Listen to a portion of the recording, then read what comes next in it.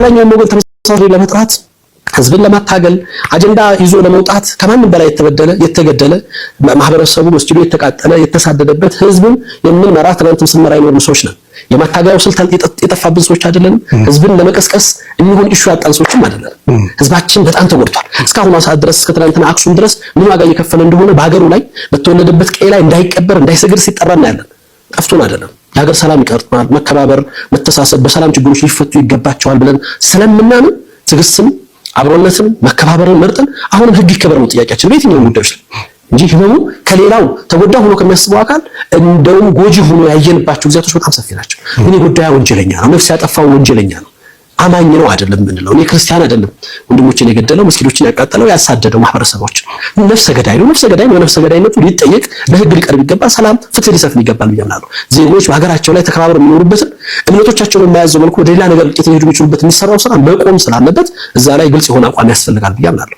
ከዛ ውጭ የተሄዱት ሂደቶች ትክክል ስላልሆኑ ሙስሊሙ ሌሎች አጼዎች ያደረጉት በደል የለም። አንተ ወይ ታሪክ አዋቂ ሆነ እዚች ሀገር ላይ ታሪክን የጻፉ ሙስሊም ያልሆኑ ሰዎች የጻፉትን ታሪክ እንኳን መለስ ብሎ ማንበብ የሃይማኖት አባትን ያክል የጵጵስና ማዕረግ ያክል የተሸከመ ሰው የሚያወራው ነገር አንደበቱን ቢያንስ ሊገራ የሚችልበትን ተግባር ማውራት ይገባዋል። ህዝብን ቢያንስ የግል ፍላጎቴንና ስሜቴን ለመግለጽ የሚፈልገውን ዓላማ ለማሳካትና ህዝብን ተነስ ብለህ ለመቀስቀስ የሐሰት ትርክት እየፈጠርክና እያወራ ከእውነታውና ከታሪክ ውጭ በሆነ መልኩ ምድር ላይ የሌለ ነገርን እየፈጠርክ እንዴት ብለህ ነው ስለ ቦሩ ጉባኤ በየትኛው የታሪክ እውነታ ነው ልትክድ የምትችለው? የለም እኮ የምንሰማቸው ነገሮች ያሳፍራሉ። ስታወራ በእውነት በማስረጃ እና ደግሞ እውነት እንኳን ኖሮ እኛ የሞቱብንን ሰዎች የተገደሉትን የጠፋውን የፈረሱ መስጊዶቻችንን ጉዳይ ማህበረሰባችን ጋር ስናደርስ ጥንቃቄ ያደረግን ማህበረሰባችንን ስሜት ቀስቅሶ ሌላ ነገር እንዲያሄድ ለምን አገር ነው የሚጎዳው፣ ማህበረሰብ ነው የሚጋጨው፣ ፈተና ነው የሚደርሰው፣ እንዴት አድርገን ጉዳዮቹን አንድ ሊደረጉ እያልክ ተጨንቀህ ነው እኮ የምትሰራቸው። በደሉ ሳይኖርበት ቀርቶ አይደለም እንዳልከው አቅም ሳይኖርህ ህዝብም ሳይኖርህ የምትጮህበትም ጉዳይ ሳይኖርህ ቀርቶ አይደለም። ይጠቅመናል ወይ? በዛ መልኩ ምን ሄድበት መስፈር አይጠቅምም። ለሀገር አይበጅም፣ ለሰላማችን አይበጅም፣ ለአብሮነታችን አይበጅም። ሀገር ፈርሷል። ብዙ ሀገራቶች ፈርሷል። የምናያቸው አይናችን የጠፉ ሀገራቶች አሉ።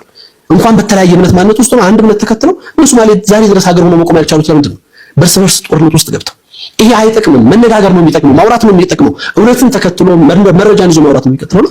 እዛ አክሱም ያሉ ሙስሊሞችን ጉዳይ ለማጣፋት እዚህ ሆነ ቦታ ላይ ሰዎች ተገደሉ ብለህ እንዴ ይሄ እኮ ነውረኝነት ነው። አንድ መጀመሪያ ድርጊቱ በማን ተፈጸመ ሳይታወቅ እኔ መጀመሪያ መታወቅ መረጋገጥም ያለበት ነገር ነው። እምነት ያለው ሰው ከሆነ የሚጣራው ግልጽ ነው። ይሄን አውጆ ወጥቶ እንዲህ ነኝ የገደልኩት ካለም ያ ሰው ገዳይ ነው።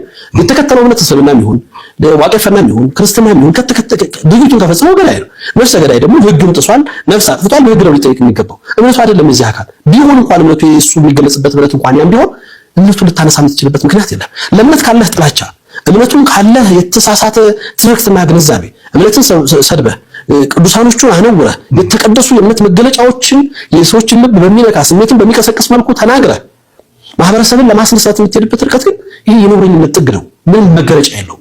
ይሄ ደግሞ አያዋጣም፣ እዚህ ሀገር ላይ አያስሄድም። አንድ ያለፍንባቸው በጣም አስከፊ ጊዜያቶች ብዙዎቹ ነገር ተሻግረን ያልፈናቸዋል። ዛሬም ያንን ለማለፍ ስራ ይፈልጋል። ከዛ ውጭ ግን ዛሬም ነገር የአክሱም ሙስሊሞች ጉዳይ በየትኛውም ሚዛን ውስጥ ሊገባ የሚገባ ጉዳይ አይደለም። በዚህ ዘመን በ21ኛው ክፍለ ዘመን ውስጥ እንደዚህ አይነት የውርደት ተግባር በዜጎች ላይ ወንድሙ ላይ ሲፈጽም ከማየት የበለጠ ነውርም የለም። ይህን ተግባር ለማስተካከል ዛሬም ትክክል አይደለም። የሚመሩት ሰዎች የሚያስተዳድሩት የፖለቲካ አመራሮች፣ የቤተ እምነት መሪዎች በትክክል ቆም ብለው ሊያዩ ይገባቸዋል። እኔ እምነቴ ስላላስተማረኝ እምነቴ ቤተክርስቲያን መስጊድ አፍርሰህ የደካማ ሴት ቤት ገንባ ያለ እምነት ነው ያለኝ። እንኳን አይደለም የሰውን ቤተ እምነት አፍርሰህ የግል ፍላጎትህን የሰውን እምነት ነክተህ የግል ስሜትን ልታስተናግድበት ይሄ የማውቀው እምነት ነው። ስለማላውቀው እምነት ኮምን የሚያወሩት የሚሰጡት እነሱ ናቸው የሚያውቁት።